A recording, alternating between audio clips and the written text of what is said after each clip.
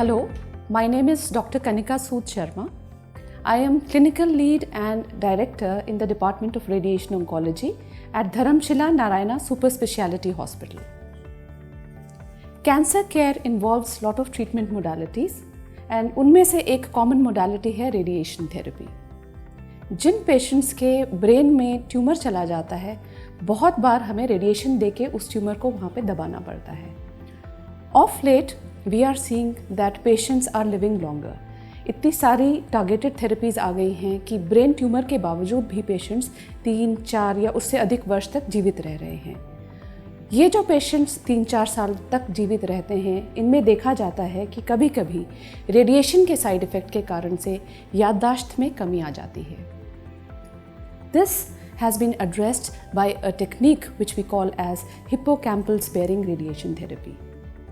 Hippocampus हमारे brain का एक हिस्सा होता है जो हमारी याददाश्त के लिए रिस्पॉन्सिबल होता है. लेफ्ट और राइट साइड दो हिपोकैम्पस होते हैं. जो हिपोकैम्पस है, अगर उसको रेडिएशन का कुप्रभाव होता है तो याददाश्त में दिक्कतें आती हैं.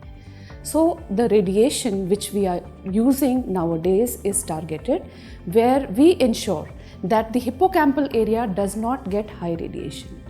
This prevents the late effects of radiation and reduces the memory loss. इससे पेशेंट का जो रहन सहन है, क्वालिटी ऑफ लाइफ है, वो बेटर हो जाती है.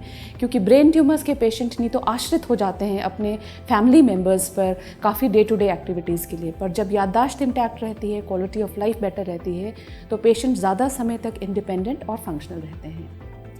These hippocampal techniques can be done by machines like linear accelerators, which have the capacity of doing radiations like IMRT. So IMRT is an integral component whenever we are trying to give a radiation which is hippocampal sparing.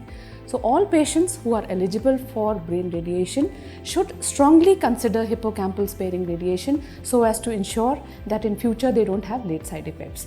ताकि आगे जाकर जब cancer के treatment के बाद वो अपने जीवन में वापस जाते हैं अपने परिवार में, तो वो याददाश्त जैसे साइड इफ़ेक्ट से ना जूझें. तो ये तकनीक उनके लिए बहुत ही उपयुक्त और कामयाब है.